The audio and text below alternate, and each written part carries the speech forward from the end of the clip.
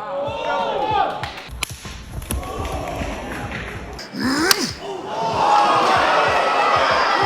minus 160.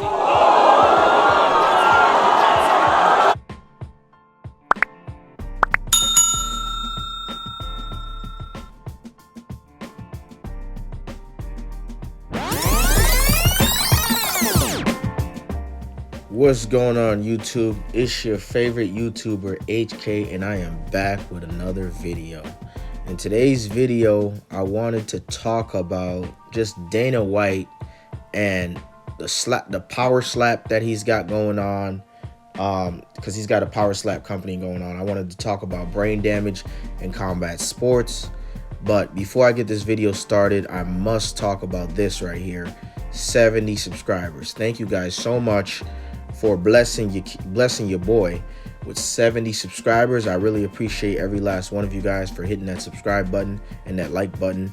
I appreciate it. It helps me with the algorithm, and it helps me stay motivated to continue giving you guys bangers of a video. And hot videos are going to be dropping left and right on this channel. They're going to be getting better and better and better and better as time goes. But yeah, don't forget to like, share, comment, and subscribe. And let's get right into this video.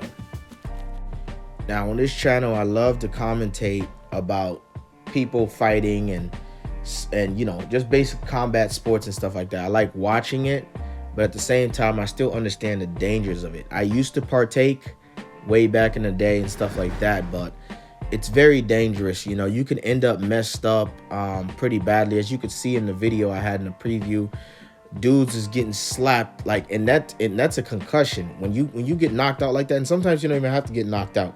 Sometimes your brains could just rattle, kind of like in boxing, little by little, and then the damage will show on later on in your life. You know what I'm trying to say? Like, because the damage sometimes is not as easy to see as when somebody actually physically gets knocked out and blacks out.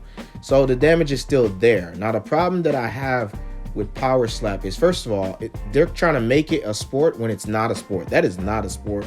There's no defensive, there's no defense to it. So how is that even a sport, first of all? But Dana is overseeing this company. It's Dana's company, I believe, and he's been running events and stuff. And I already told you guys how I felt and thought about Dana. I feel and think that he's a corrupt, you know, individual that will do anything to get the dollar.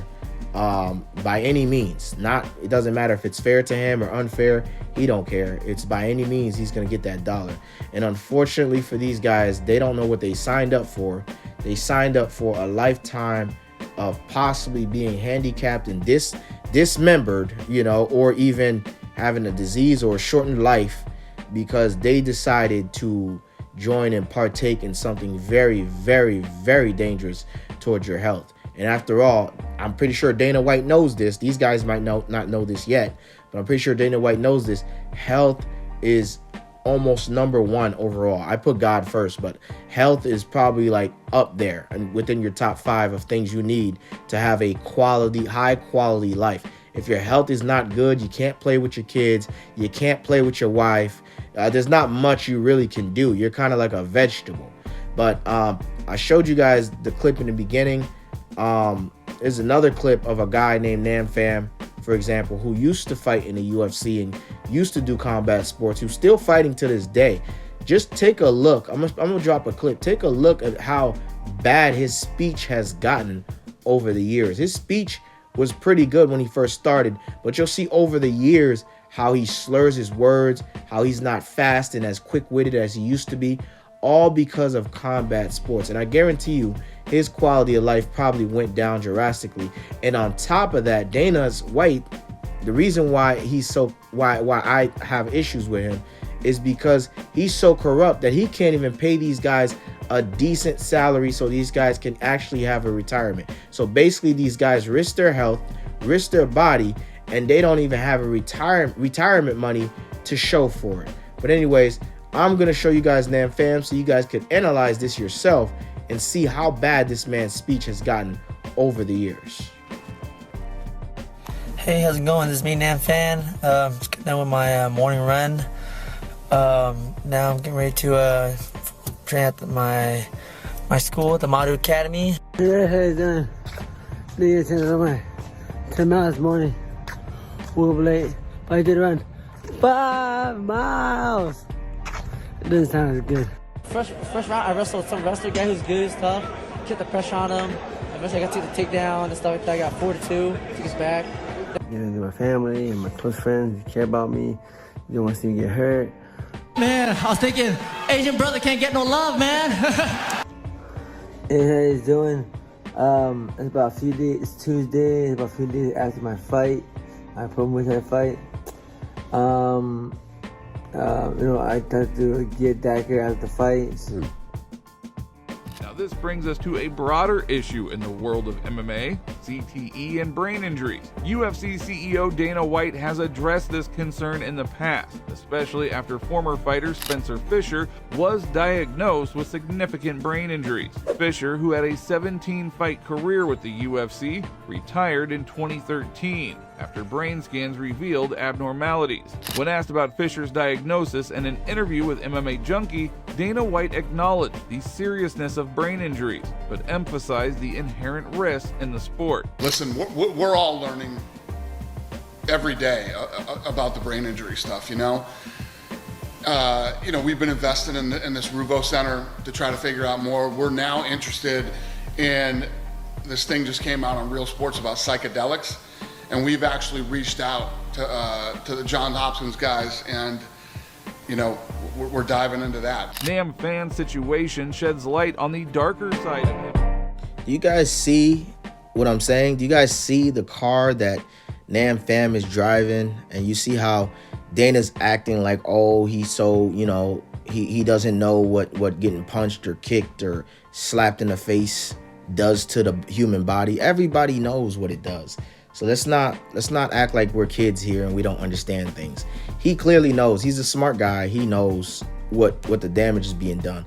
But the problem that I'm having is these guys are not being paid well enough to take this damage. Yes, these guys are grown men and women, and they decide and they sign up for this.